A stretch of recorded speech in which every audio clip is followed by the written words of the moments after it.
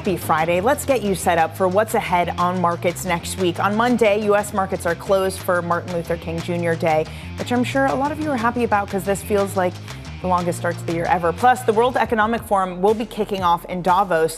On Tuesday, we're on watch for a potential Supreme Court ruling on tariffs. Plus, it's President Trump's self-imposed credit card cap deadline.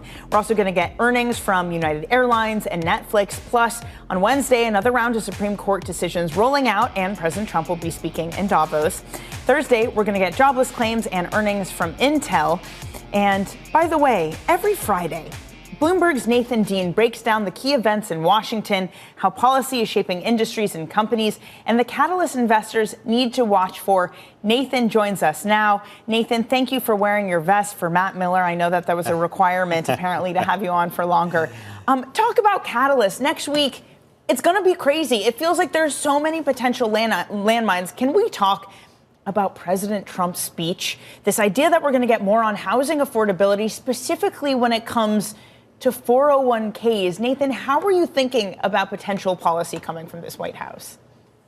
Yeah, so, we're going to see this in a speech at Davos, and President Trump sort of floated the idea this morning that one of those ideas is that Americans would be able to use 401k money to withdraw it, to then put it back into as a down payment for their home, and then potentially take 10% of their home's equity and put it back into the 401k. Now, we have to see the language on that executive order, but we should note is that a lot of these changes need to be codified by Congress.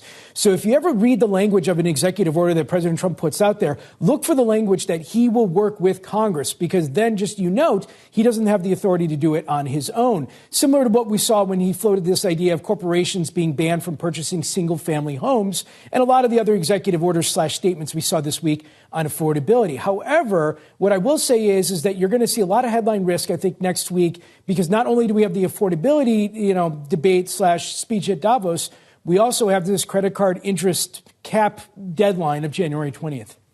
Yeah, what is going to happen? I mean, President Trump says any credit card issuers charging more than 10% APR after January 20th will be in violation of the law. Does that imply he's going to issue an executive order sometime within the next 4 days?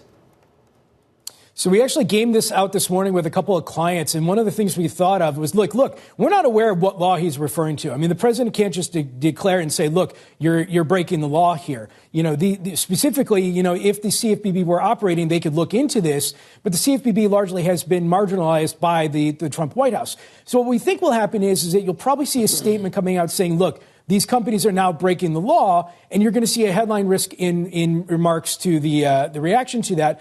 But really, this is a story of the bully pulpit. I mean, this is a story to get industry behavior to change just by using this threat or this idea that something is going to happen. We saw Bilt, just announced that they were going to have a credit card that's capped at 10%. But for this idea, what we're telling our clients is, look, you need legislation to do this. There is legislation out there that would propose to do this. It's somewhat bipartisan, but it's not going to pass. Speaker Johnson even said himself just this week, that, this idea of capping credit card interest is not a thing that he would ever be interested in doing. Okay, you have all that, and then you have a potential ruling on IEEPA. Nathan, it's a whole lot to keep straight, and we're so lucky we have you to do that. If we do get this ruling, do you think it will be treated by corporations in the market as game-changing if it's found illegal, or is it this whole thing of he has other venues to impose tariffs? So either way, it's not as eventful. Yeah, so there's really two ways of thinking of the corporate reaction to this. The first is the refunds. Now, there's about $150 billion that would be refunded from this. Don't expect the court decision to say you must refund. It's going to get thrown back to the lower courts, and there's going to be a process, and it's not going to be quick. It's going to take time. So if you're a company and you're looking at a company and you're hoping that these refunds will come quick, it's probably not going to come all that quick. The second thing is, what is President Trump's reaction? Now, just this morning, Kevin Hassett said, look, we're most likely going to go to a 10% tariff. There are tools that President Trump can implement immediately, but you're looking at a 10 to 15% tariff rate, and there are some restrictions. Like, for one, you can only go to 150 days. Then you're going to start hearing things like Section 232, Section 301.